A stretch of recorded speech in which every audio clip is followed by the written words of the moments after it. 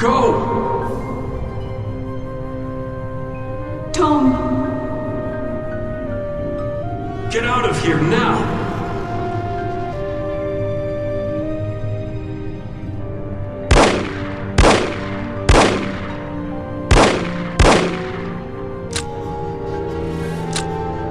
Agent Kate Archer, please report to the war room. Thank you.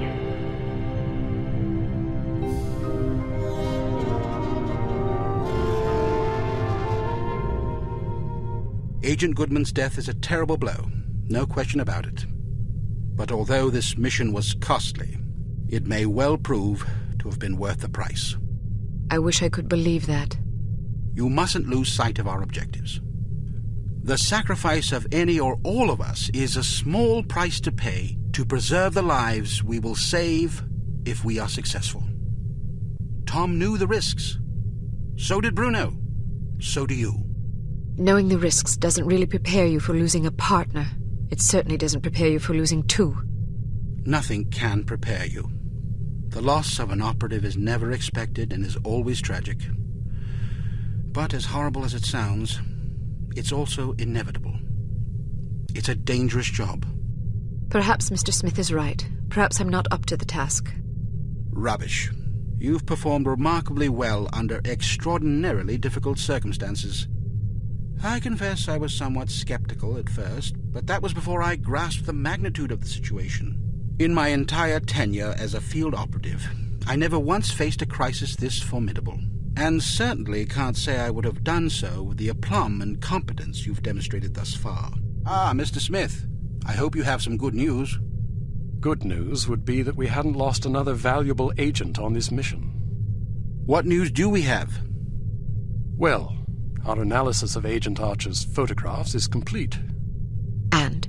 We have a possible lead on Dr. Schenker's whereabouts. I think we can classify that as good news. As I said, it's all relative.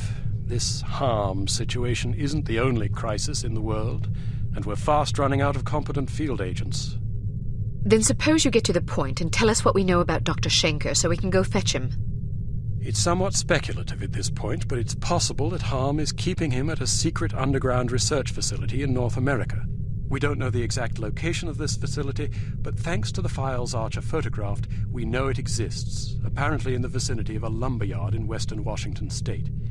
It seems the site is being supplied by an American Railways passenger train. Records and research has dug up evidence of various trains making unscheduled stops in the area over the past 3 weeks.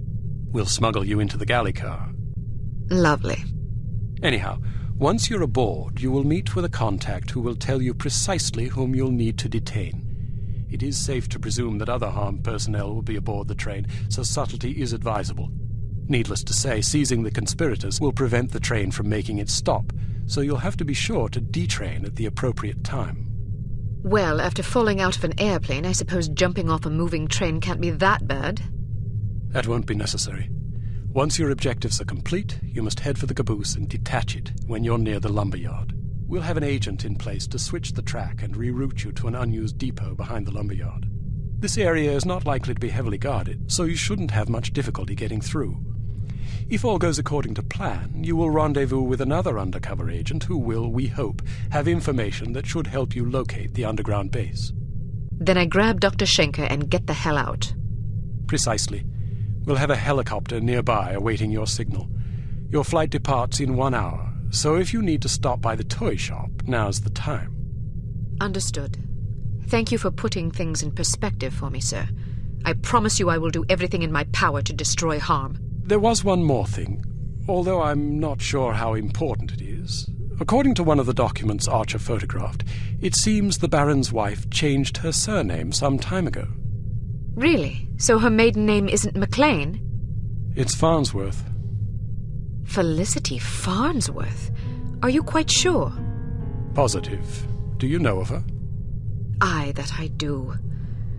When she was 8 years old, her father, a wealthy banker, was involved in a nasty public scandal involving unmentionable acts with a 12-year-old boy. How dreadful. Mr. Farnsworth committed suicide shortly thereafter. Felicity and her mother, by all accounts a vapid socialite, were ruthlessly ostracized by their peers. Guilt by association, presumably. Furthermore, rather than inheriting the fortune she expected, Mrs. Farnsworth discovered that her late husband had left the family in inescapable debt. She went quite mad. Several days after being institutionalized, she hung herself. My word, that poor child. Felicity fell into the custody of an elderly aunt whose lifestyle was apparently rather more severe than she was accustomed to. About a year later, the aunt took a fatal tumble down the stairs. Foul play? No mention was ever made. What happened to the girl? She ended up with a foster family where she remained until she was 14. One night she went out her bedroom window and was never seen again. Or at least no one recognized her. Astonishing. She's involved somehow. The Baroness? Upon what unimpeachable evidence are you basing that supposition? I just have a feeling. Ah, then the case is as good as closed. I don't expect you to believe me, but I'll count on you to say something smug if I'm right. It's virtually guaranteed. I'm not smug. Acerbic, perhaps, maybe even sardonic, but not smug. Okay, sure. Whatever you need to tell yourself. I have to agree with her, Smith. Don't either of you have work to do? Aye, sir. Off I go. Good luck. Have you seen anything suspicious? Like what? There's a spy aboard this train. Are you sure? I am. How do you know? I have my sources. That doesn't really answer my question. Let's just say I heard it from a little birdie that someone's been poking around, nosing for information about our obliging engineer friend. Oh. We don't want that information falling into the wrong hands, do we? Well, I haven't seen any spies. If you do, let me know. We don't tolerate spies. I'll keep an eye out. See that you do. Moron. Is it just you, or is it hot in here? Either way, I think you need a cold shower. Kind of half-wit comes up with these code phrases anyway. I know what you mean. What do you have for me? Looks like the assistant engineer has been acting alone. Crew compartments are all the way at the front of the train. We should be able to find him there, since his shift doesn't start for another half hour. Perfect. Is that a caboose? Yup. What do you think it's doing out here? Not sure. Should we report it? Probably. Maybe we should check it out first. Okay.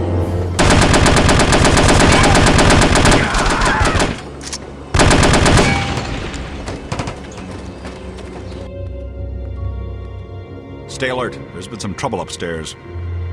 What kind of trouble? Spy trouble.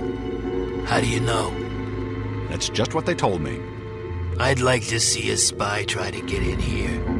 Well, make sure you're ready just in case one does. Mein Gott in Himmel! You're alive? More or less. But I saw you fall out of the plane without a parachute. Oh, that. Well, someone loaned me one on the way down. Very generous of him. Anyway, I thought I'd drop by and see if you'd like to get out of here. I would indeed. If I had known I'd end up in a place like this, I never would have left Berlin. But I suppose that was part of the plan. What do you mean? It seems we have been carefully manipulated by harm all along. My decision to defect and your organization's decision to aid me were part of an intricate scheme. I have overheard my captors discussing the matter. Harm wanted my research, but they didn't want to draw attention to themselves in order to get it. So they let us do the dirty work. Precisely. I was approached by one of their agents, who filled my head with tantalizing stories of the West and the freedom I would find there should I defect. He took care of the arrangements, knowing full well that I would end up here. Ingenious. Their only mistake was to underestimate us.